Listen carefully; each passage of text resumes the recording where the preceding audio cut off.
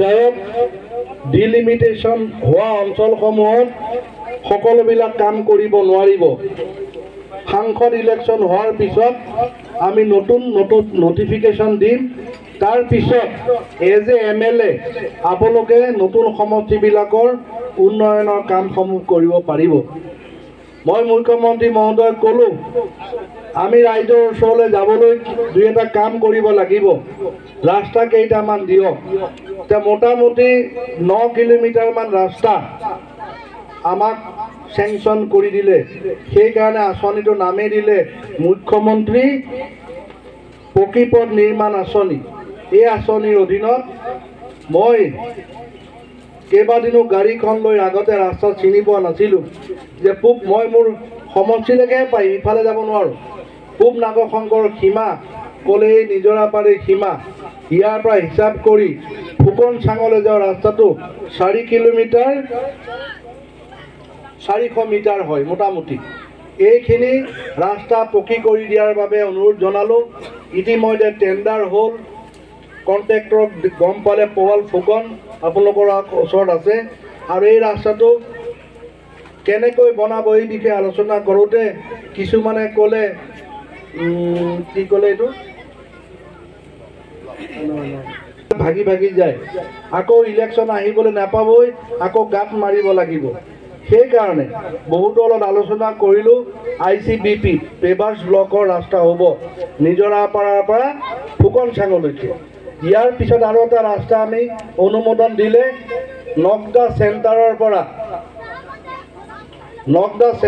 পৰা মই গাঁওবিলাকৰ নাম ভালকৈ নাজানো, কেম্প চাৰিআলি হৈ বেজগাঁও আকৌ পেভাৰ্ছ ব্লকৰ ৰাস্তাত লাগি যাব।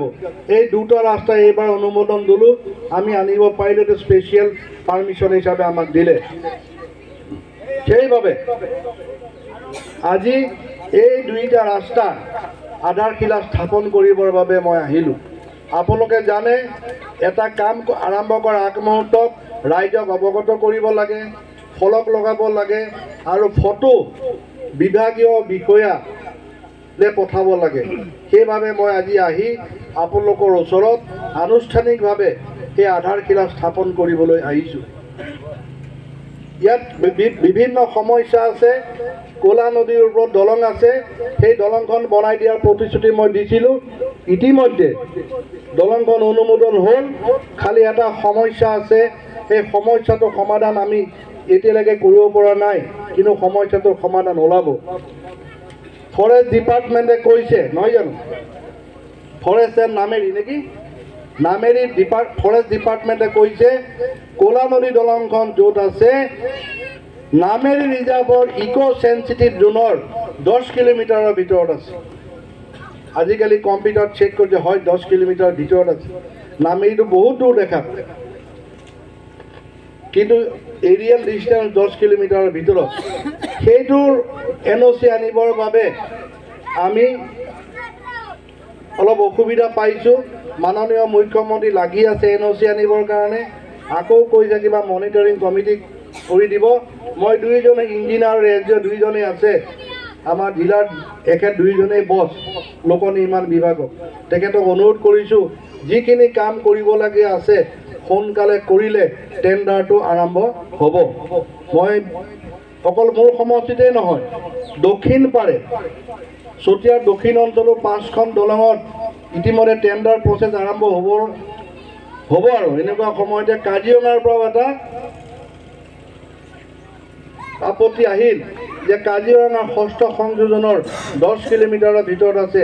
গতিকে কাজিৰঙা ডিপাৰ্টমেণ্ট মানে ৱাইল্ড লাইফ ডিপাৰ্টমেণ্টৰ পৰাও NOC ল'ব লাগে। সেইখিনি ল'বলৈ যোৱাৰ বাবে কিছু পলম হৈছে, কিন্তু ৱৰ্ল্ড বেংকৰ স্কিম, এই দলং বনাবলৈ টকা ৱৰ্ল্ড বেংকৰ পৰা অসম চৰকাৰে আনিছে। দুদিন দেৰি হ'ব, কিন্তু কোলা নদীৰ ওপৰত দলং হ'ব।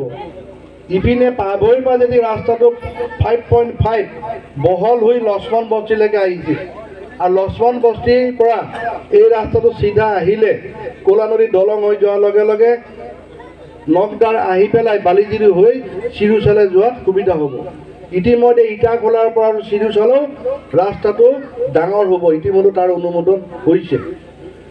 আজি মই লাগি আছিলোঁ যোৱাত এসপ্তাহৰ পৰা যে পূব নাশংকৰ গাঁও পঞ্চায়তৰ অন্তৰ্গত এখন হস্পিটেল আছে।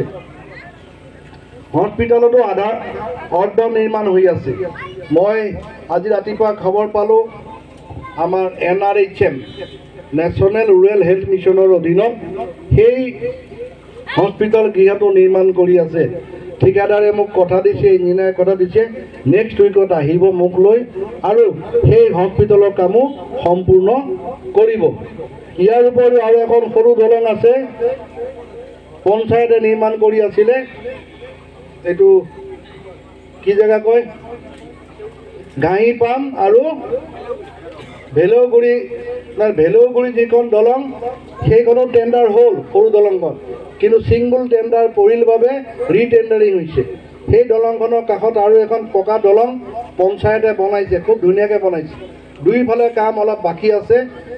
এই দুটা ৰাস্তাৰ শুভ আৰম্ভণি কৰাৰ পিছত মই সেই স্থানলৈ যাম, গৈ সেই দলংখনত কেনেকৈ কাম সম্পূৰ্ণ কৰিব পৰা যায় তাৰ বাবে মই চিন্তা চৰ্চা কৰিম। আৰু মোক দুখন দৰখাস্ত দিছে, এখন বৰ্ম ধৰ্ম নহয় জানো, আৰু এখন মানে ব্যক্তিগত অসুবিধাৰ বাবে। এইখন দুখন কি কৰিব লাগে অতি সোনকালে মই টেলিফোন যোগে আপোনালোকক জনাই দিম আৰু আপোনালোকৰ সমস্যা সমাধানৰ কাৰণে চিন্তা চৰ্চা কৰিম। বেছি দীঘলীয়াকৈ একো নকওঁ, যিমানখিনি পাৰোঁ চৰকাৰী আঁচনি সততা নিষ্ঠাৰে এই পঞ্চায়তত ৰূপায়ণ কৰিবৰ বাবে মই চিন্তা চৰ্চা কৰিম। আৰু মই বিভাগীয় বিষয়াসকলকো অনুৰোধ জনাইছোঁ, একেবাৰে পিছপৰা এইটো অঞ্চল, পূব নাশংকৰ গাঁও পঞ্চায়তৰ একেবাৰে উত্তৰ ফালে অৰুণাচল আছে, এটা বৃহৎ অঞ্চল। এই অঞ্চলত কিছু অসুবিধা আছে, সেই অসুবিধাবিলাক আমি যিমান পাৰোঁ পৰ্যায়ক্ৰমে আমি সমাধান কৰিবৰ বাবে চেষ্টা কৰিম। উত্তৰ ফালে ইলেক্ট্ৰিফিকেশ্যনৰ প্ৰব্লেম আছে, মই জানো, তাৰো আমি চিন্তা চৰ্চা আমি কৰি আছোঁ। অতি সোনকালে ফৰেষ্ট এয়াৰ ইলেক্ট্ৰিফিকেশ্যন হ'ব। নগদাৰ পৰা এটা ৰাস্তা নিৰ্মাণ কৰিম বুলি মই ভাবিছোঁ। আজি দুইজন অফিচাৰ আছে, মই কৈছোঁ ফ্ৰম নগদা টু চোৰাং টু বেলাইচি, ডাঙৰ এটা ৰাস্তা আপুনি নোট কৰি লওক। সেইটো আমি PMGSY প্ৰাইম মিনিষ্টাৰ গ্ৰামীণ সড়ক যোজনাৰ অধীনত আমি বনাবলৈ এবাৰ যোগমাক কৰা হৈছিল। ফ্ৰম নগদা থ্ৰু চোৰাং লাষ্ট পইণ্ট বেলাইচি সেই ৰাস্তাটো বনাম। মই সিদিনাখনো কৈছোঁ, আজি দুইজন অফিচাৰ আগত কৈছোঁ, নেক্সট প্ৰাইম মিনিষ্টাৰ গ্ৰাম সড়ক যোজনাৰ অধীনত সেই ৰাস্তাটো বনাব লাগিব। এখন দেশৰ এখন সমাজৰ উন্নয়ন হ'বলৈ হ'লে নামঘৰ লাগিব, মন্দিৰ লাগিব, এইবিলাক লাগিবই, কিন্তু প্ৰথম হৈছে ৰাস্তা আৰু দলং। গতিকে মই কি কৰিব পাৰোঁ নোৱাৰোঁ মই নকওঁ। আৰু এজনে দেখে এইটো ৰাস্তাও দেখাই আছে, যেতিয়া পিছৰ পৰা আকৌ পইচা আহিব বাকীকেইটা ৰাস্তাও মই পৰ্যায়ক্ৰমে মই ধৰি দিয়াৰ মই প্ৰতিশ্ৰুতি মই দিছোঁ। ইয়াতকৈ অধিক আৰু একো নকওঁ। পুনৰ আপোনালোকক শুভেচ্ছা জনাইছোঁ। বহাগ বিহু আহি আছে, বহাগ বিহুৰ বাবে মই শুভেচ্ছা জনাইছোঁ।